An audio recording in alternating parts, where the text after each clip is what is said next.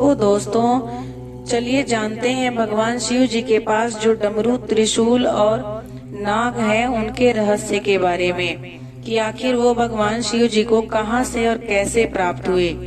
भगवान शिव जी का ध्यान करने मात्र से मन में जो एक छवि उभरती है वो एक बैरागी पुरुष की उभरती है।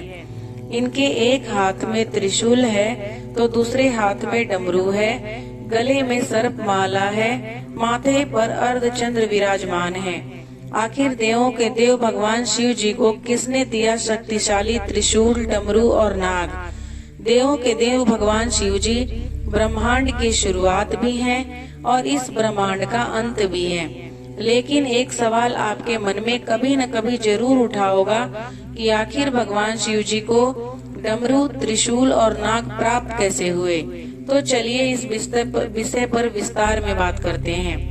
माना जाता है कि सृष्टि के आरंभ में जब देवी सरस्वती जी प्रकट हुई तो उन्होंने अपनी वीणा से सृष्टि को ध्वनि दी, लेकिन इस ध्वनि में कोई भी सुर या संगीत नहीं था।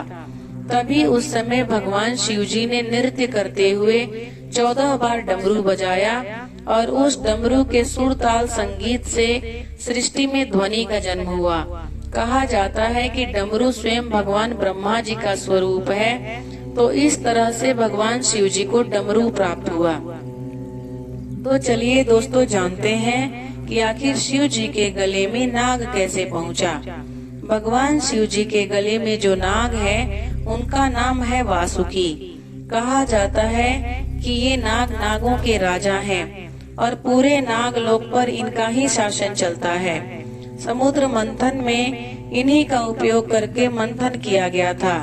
कहते हैं कि वासुकी नाग भगवान शिव जी के परम भक्त थे और वासुकी की तपस्या से प्रसन्न होकर शिव जी ने उन्हें अपने नागलोक का राजा बना दिया और साथ ही उन्हें अपने गले में एक आभूषण के तौर पर धारण भी कर लिया। तो इस तरह से भगवान शिव जी को नाग प्राप्त हुआ। तो आइए दोस्तों बात करते हैं कि शिव जी को त्रिशूल कैसे मिला। पौराणिक कथाओं में शिव पुराण के अनुसार धनुष और त्रिशूल के स्वयं निर्माण करता भगवान शिव जी ही हैं और सबसे पहले उन्होंने ही धनुष का आविष्कार किया था और सबसे पहले उसका उपयोग भी उन्होंने ही किया था। लेकिन फिर भगवान शिव जी के पास त्रिशूल कहाँ से आया? शिव पुराण में इसके बारे में भी विस्तार में बताया गया है। कहते हैं कि सृष्टि के आरंभ में जब ब्रह्मा जी से शिव जी प्रकट हुए तो उनके साथ 3 गुण जो कि सत्व, रज और तम भी प्रकट हुए। यही 3 गुण शिव जी के 3 शूल अर्थात त्रिशूल बने। इन 3 गुणों के बगैर सृष्टि का सृजन और उसमें सामंजस्य बिठा पाना संभव नहीं है। तभी भगवान शिव जी ने इन तीनों गुणों को अपने हाथों में एक शूल में बांध कर रखा, जो तीनों शूल मिलकर त्रिशूल बने। भगवान शिव जी के बारे में शिव पुराण में विस्तार से बताया गया है। कहा जाता है कि सावन के महीने में भगवान शिव जी सृष्टि पर राज करते हैं, क्योंकि भगवान विष्णु इस महीने में पाताल लोक चले जाते हैं। देवों के देव महादेव कहे जाने वाले भगवान शिव जी का स्वरूप बैरागी माना गया है, जिसका मोह माया और भौतिक सुखों से कोई सरोकार नहीं है। तो दोस्तों भगवान शिव जी को डमरू, त्रिशूल और नाग कैसे मिला, ये मैं आप लोगों तक पहुंचाने की कोशिश की हूँ। ये जानकारी आपको कैसी लगी मुझे कमेंट करके जरूर बताइएगा। यह सूचना सिर्फ मान्यताओं और जानकारियों पर आधारित है। मैं खुद इसकी पुष्टि नहीं करती हूँ।